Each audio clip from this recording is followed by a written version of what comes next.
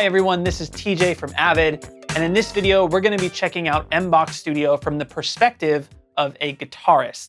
I'm particularly excited about this video because I'm a guitarist myself, and there are so many amazing workflows you can utilize with MBOX Studio. So let's go ahead and jump right in.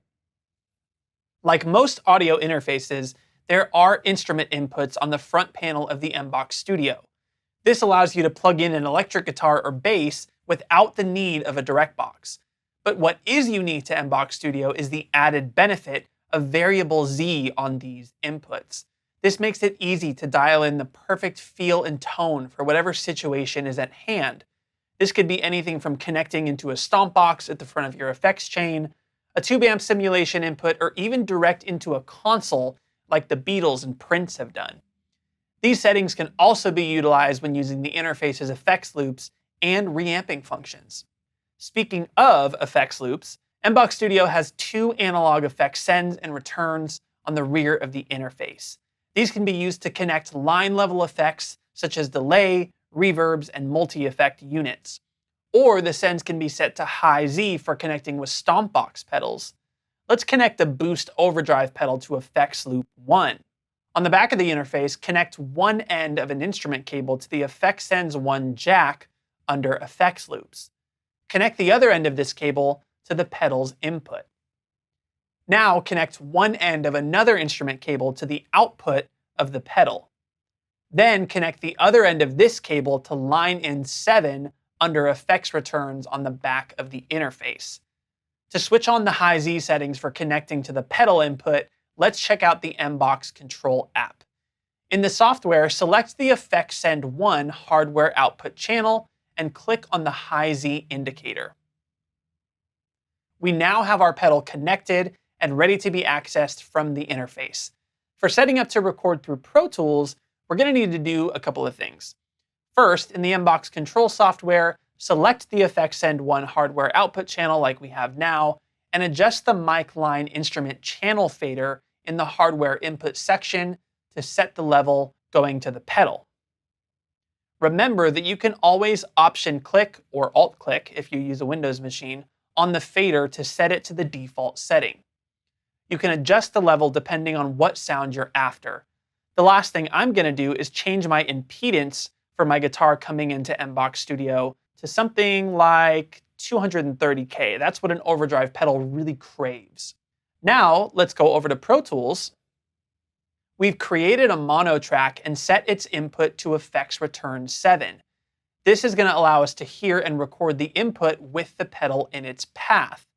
We also have the amazing BX Megadual plugin on this track because I want to simulate the feel of an overdrive pedal going into the front of a tube amp. So let's close out of this. I'm going to grab my guitar and let's hear what that sounds like.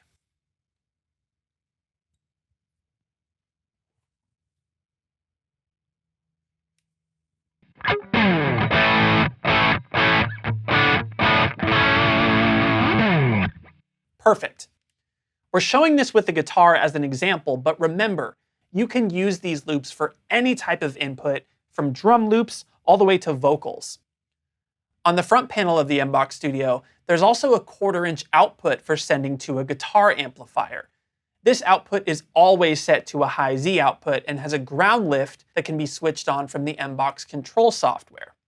Note that this is a shared output with effects send 2, so one or the other can be used at a time. Let's set up to reamp a track out of Pro Tools. First, we're going to connect a 1/4-inch instrument cable to the front panel high Z out to amp jack. Connect the other end of the instrument cable to the input of your guitar amp. In Pro Tools, I have a recorded track saved right here under a different playlist, and we're going to assign the output of this track to any mono MBOX send output. We're going to use output 6 for this particular example. Back over in MBOX Control, we're going to select effects send 2 out to amp in the hardware output section of the MBOX Control software. Engage the ground lift if you're hearing a hum of any kind.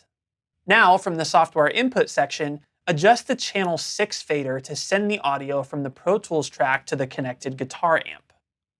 Now place a mic on the guitar amp speaker, connect the mic cable from the mic to input 2 on the interface, select input 2 on the MBOX Studio by pressing the left input encoder, and make sure the input is set to mic.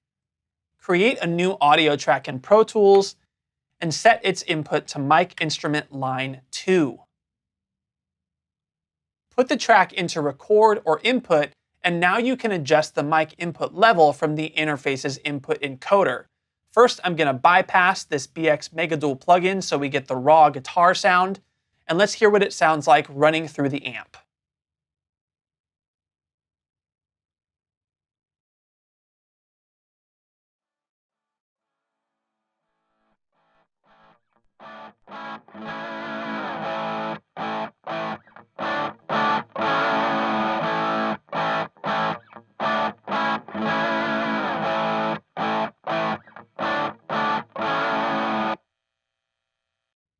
In our next video, we're going to take all the concepts that we've discussed up until this point, and we're going to utilize some of our favorite features from MBOX Studio to make a full track start to finish.